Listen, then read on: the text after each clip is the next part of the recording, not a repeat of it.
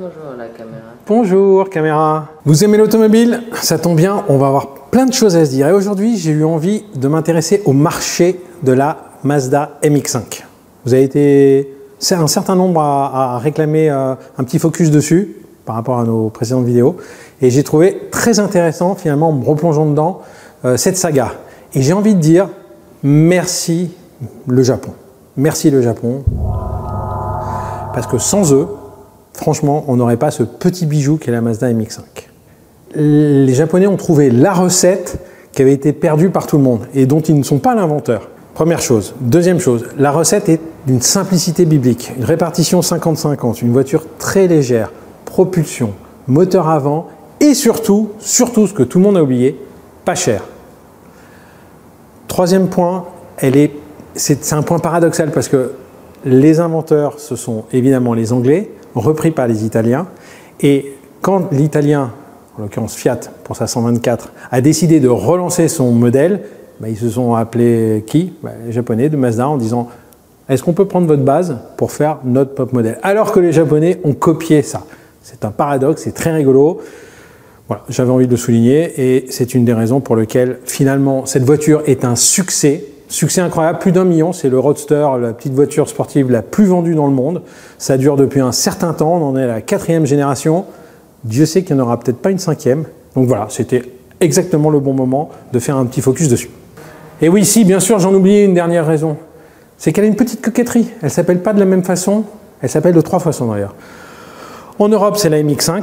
Aux États-Unis, principalement, c'est la Miata. Et au Japon, c'est le Enos. Voilà, donc déjà c'est rare qu'un modèle s'appelle de 3 manières un petit peu différentes. Et surtout, ce qui est important par rapport aux millions dont je vous ai parlé, elle a cartonné aussi bien de l'autre côté de l'Atlantique que de ce côté-ci. Et finalement, il y a très peu de voitures qui ont aussi bien cartonné au niveau mondial. Voilà. Là, je crois que j'ai fait tout le tour, j'en ai fini. On va commencer par le marché.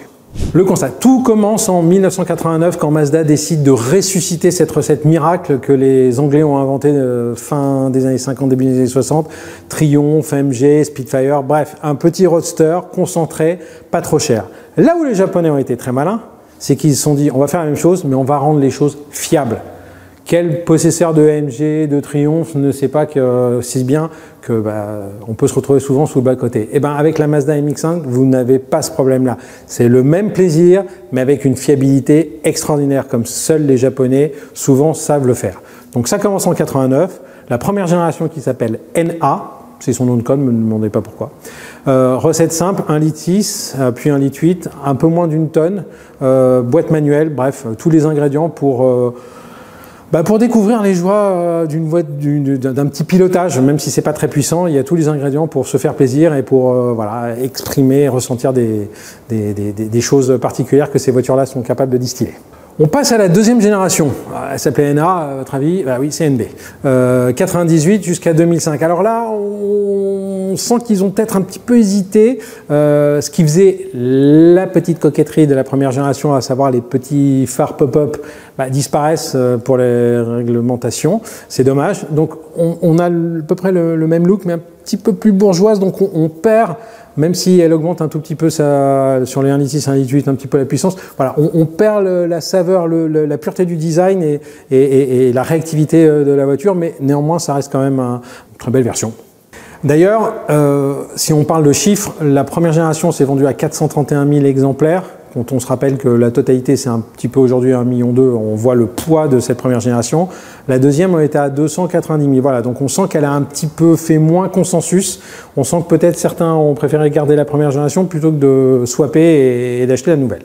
On se retrouve en 2006 pour la NA, NB. Absolument, vous avez raison, c'est la NC, la 3e génération, 2006-2015. Alors là, le look est un petit peu plus aiguisé, la puissance est un petit peu supérieure. On a même le droit à un 2 litres, 161, 163 chauds. Donc là, ça devient un petit peu plus costaud. On retrouve une voiture peut-être plus, comme disent les Américains, composed, tout est mieux tenue, toujours aussi joueuse, plus de puissance, voilà. Donc finalement une génération très intéressante. Et la 4e génération en 2015 et toujours. Alors là maintenant on est sur une longévité des versions plus longues, mais on a des restylages, on en est au 3e phase 3 de cette génération, qui donc a priori sera la dernière. Mais bon, il y a peut-être un petit mystère, peut-être que les réglementations vont permettre quand même de continuer à avoir cette voiture. C'est vrai qu'en version purement électrique, vu que le concept c'est la RGRTL, le prix, on n'y est pas aujourd'hui. Donc 230 000 exemplaires de vendus à date, qui sont à peu près les mêmes chiffres que la NC, donc on sent quand même que le modèle attire moins. De toute façon, ce type de voiture n'existe quasiment plus dans les catalogues, mais c'est là la prouesse de la Mazda MX-5, c'est qu'elle a su, toujours grâce à son prix et son côté très joueur, trouver sa place et trouver un certain nombre de clients qui de toute façon ne peuvent pas trouver la même chose. L'équivalence, on parle du SLK, du Z3, Z4, on parle des Alfa Romeo, toutes ces voitures qui à un moment étaient en concurrence avec la MX-5, qui sont sorties du catalogue, donc c'est la seule à être capable à avoir fait ça, et ben on tient notre grand chapeau pour ça. Bon, puisqu'on parle du marché, on s'intéresse au marché et au prix appliqué à ce marché pour les 4 générations. Donc déjà, dans un premier temps, on va s'intéresser au volume. Je vous ai dit, il y a 1 million d'exemplaires qui se sont vendus. Alors tout confondu, que ce soit la MX-5 ou la Miata ou la... si on regarde les chiffres aujourd'hui, on a un tout petit peu moins de 14 000 MX-5 en annonce. C'est pas beaucoup. Le plus petit nombre, c'est à peu près 1000 et quelques, c'est pour la série 1. Donc on va comprendre tout de suite. On imagine bien que c'est celle qui va valoir le plus de sous. Ensuite, on est à 3000 à peu près pour la série 2. Évidemment, puisque la 4e génération, la ND, est toujours produite, c'est celle qui a le plus de volume.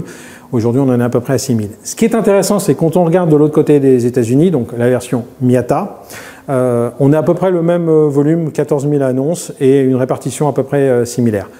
Attention toutefois, un certain nombre de Miata ont fait le chemin États-Unis, Europe, parfois via l'Angleterre, parfois directement, parce que les prix sont plus attractifs là-bas et l'ont été à un certain moment. Donc ça a intéressé un certain nombre de personnes de ramener. Donc il faut être vigilant, puisque c'est vrai qu'une MX-5, il vaut mieux acheter une MX-5 originale qu'une Miata en Europe. Je vais vous donner des éléments intéressants qui sont les prix marché moyen et surtout les durées de vente, parce qu'on constate des grandes disparités. Ça peut être de 12 jours jusqu'à 50 et quelques jours. Donc, la version qui se vend le plus rapidement, en l'occurrence en 12 jours, c'est la 2e génération, la NB, en phase 1. Pourquoi? Tout simplement parce que c'est la moins chère. A l'inverse, celle qui est la plus longue à la vente, on dépasse un tout petit peu les 60 jours, c'est la NA. Et l'argument inverse de ce que je vous ai dit avant, c'est simplement parce que c'est la plus chère et la plus recherchée. On parle quasiment d'exemplaires à entre 8 et 10 000 euros, qui pour une voiture de 1989 peut être un certain prix. Donc, petite anecdote, le kilométrage effectué. On se rend compte que la première génération, la NA, même si elle est sur la route depuis très longtemps, pour les modèles européens, parce que les Américains roulent beaucoup vu la taille du pays, pour les modèles européens, finalement, les kilométrages annuels sont assez faibles. Et à l'inverse, quand on passe sur la NB et la NC, on comprend aussi que le modèle c'est un petit peu plus embourgeoisé. On se dit qu'un certain nombre de personnes ont pu acheter ça comme presque véhicule principal. Donc finalement, elles ont accumulé des kilomètres importants, ce qui au bout du compte ne donne pas un spectre très différent entre toutes ces générations-là. Alors évidemment, il y en a qui sortent qui sont les cases exceptionnelles. Mais voilà, c'était une petite anecdote. Bon, en revanche, ce qui est beaucoup plus intéressant, et ce que vous attendez peut-être tous, c'est non seulement les prix marché, et surtout l'évolution de ces prix. Est-ce que c'est des véhicules qui ont pris de la valeur depuis un certain temps ou non? Je vais vous donner les informations tout de suite. Alors on va commencer par la première génération, la NA. On est sur des prix moyens autour de 8, 12 000, bon la tranche on va dire 10 000 en moyenne. 98% d'augmentation, c'est ce que le prix a subi en 5 ans. Et depuis 5 ans, chaque année, on constate une évolution de ce prix. Vous allez me dire, d'accord, est-ce qu'elle n'a pas atteint son plafond? Sur la NA, je ne serais pas aussi certain que ça. Évidemment, les plus beaux exemplaires. Alors, il y a eu un certain nombre de séries limitées qui ont été fabriquées, certaines pour l'Europe, certaines pour des marchés bien spécifiques. Ça ne change rien en termes de puissance, définition technique, c'est plus du cuir, un siège chauffant, une peinture particulière, voilà, ça ne fait pas forcément une énorme différence. Mais toujours est-il que les modèles les moins kilométrés seront les plus rares, et vous le savez, ce qui est rare est cher, donc voilà, je pense qu'il y a encore un potentiel possible pour ces versions de première génération avec ces fameuses pop-up, voilà, celle qui attire le plus. Bon, je vous ai déjà un petit peu teasé, forcément la NA c'est celle qui est la plus recherchée, donc ce qui voudrait dire que potentiellement la deuxième génération est celle qui a peut-être pris moins de valeur, celle qui a peut-être des prix marchés un peu moindres. Bah voilà, vous voyez tout de suite l'information. Oui, effectivement, le prix marché moyen est un peu inférieur à 10 000 € et surtout, en 5 ans, elle n'a pris que, c'est déjà bien, 35%. Si on avait tous des actions ou des placements qui rapportaient 35% en 5 ans, on serait quand même content. Et on sait bien que l'automobile n'est pas un produit d'investissement. Mais voilà, ce qu'il faut retenir, c'est que finalement, on peut acheter ces voitures, faire un certain nombre de kilomètres, se faire plaisir surtout, vraiment, parce que c'est la voiture typique qui se fait plaisir et qui ne suscite pas d'emmerde. On se retrouve rarement sur le bas-côté, voire jamais. On n'a pas besoin de passer du temps à bricoler dessus, puisqu'elles sont fiables.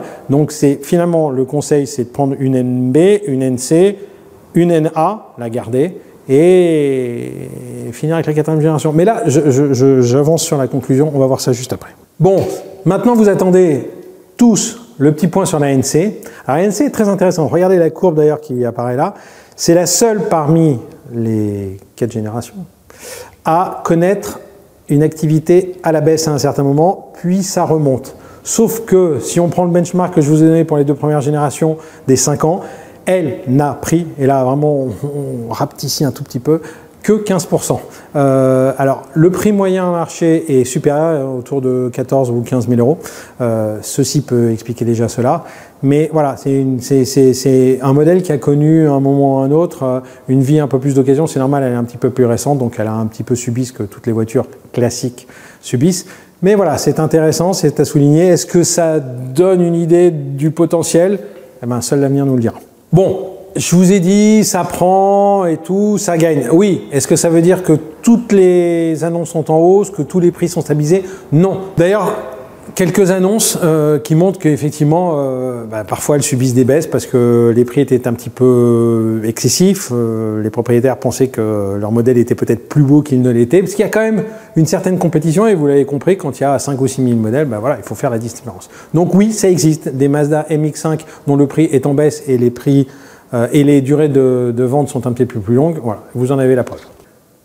Bon, en parlant d'annonces, ce qui est assez rigolo de temps en temps, c'est de faire prix décroissant. Et là, on se rend compte d'un truc incroyable, c'est que la MX-5 la plus chère est à 75 000 €. Oui, vous l'avez bien entendu, 75 000 €. Elle est basée en Espagne. Pourquoi? Tout simplement parce qu'elle sert de base à un constructeur local qui a créé une voiture qui s'appelle la Lanzarote, les îles Baléares, une des îles Baléares, si je ne dis pas de bêtises, et donc qui a un look, mais alors l'arrière, l'avant dubitatif, mais alors l'arrière je le trouve vraiment très réussi. Bref, c'est un hommage, a tribute to, et donc comme quoi la MX-5 dont l'existence même s'est basée sur une voiture agréable et pas chère, finalement on se retrouve à servir de base sur une voiture qui finalement paraît très chère. Bon, en synthèse, comme on a donné beaucoup de chiffres, on synthétise tout ça. En gros, ce qu'il faut retenir, c'est que la première génération, le prix marché moyen est de 13 500 €. La deuxième génération, le prix marché moyen est à 8 500 €. Pour la troisième génération, 14 500 €. La dernière génération, je la mentionne, mais comme elle est toujours au catalogue, c'est un peu faussé, puisqu'elle a 3 phases, est au-dessus de 20 000 €. Ce qui est intéressant aussi, c'est que globalement, on est à peu près à 170 000 km en moyenne parcourus pour les 3 générations. Voilà, ça vous donne un peu un spectre. Il est tout à fait possible. Alors, si on veut aller dans les extrêmes, on peut acheter une MX-5 en Angleterre, conduite à droite, à 1500 pounds.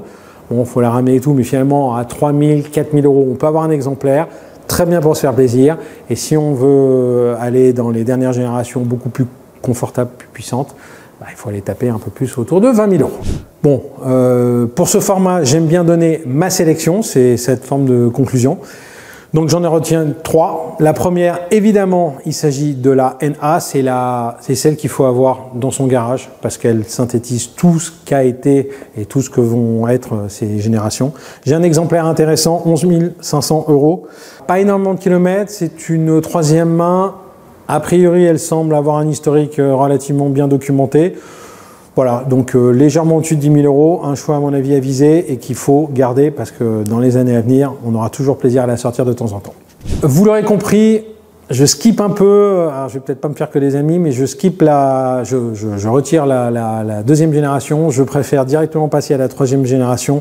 J'aime bien son petit look, sa petite bouille bulbeuse là à l'avant, et puis surtout elle passe aux 2 litres, donc là on a une puissance un peu plus, c'est celle que je sélectionnerai. J'ai un exemplaire sous les 15 000 €, qui a moins de 50 000 km, boîte de vitesse 6, qui a la clim auto, les sièges chauffants, bref, qui est bien, on peut la sortir par tout temps, et donc pourquoi pas se faire plaisir aussi en hiver avec un petit chapeau, une petite chapka, bref, un petit peu disruptif quoi. Voilà, j'ai choisi celle-là. Comme il faut en choisir 3 et qu'il y a 4 générations et qu'on en retire une, bon bah finalement sans surprise, la ND, la dernière génération. Alors là, je me fais plaisir, je frise les 23 000 €, 22 728 € pour être très précis. Elle a un petit peu moins de 50 000 km. Là, elle est en Suède, elle est dans le grand froid. C'est une soft top, parce qu'effectivement, elle existait en targa haute. Je préfère la soft top, c'est plus dans l'ADN de cette voiture. Elle est vraiment bien équipée, elle a tout ce qu'il faut. Certes, elle est à 22 728 €. Mais on peut presque l'utiliser comme voiture principale, donc c'est mon choix. Je vous laisse en commentaire donner votre choix. Si vous êtes possesseur, donnez vos idées. Essayez de me convaincre finalement que retirer la deuxième génération, c'est une énorme boulette. Vous êtes mieux placé pour le savoir. En tout cas, j'espère que vous avez aimé cette vidéo. Si c'est le cas, vous likez, vous commentez, vous abonnez à la chaîne. Vous êtes de plus en plus nombreux, donc on vous en remercie. Et à très bientôt!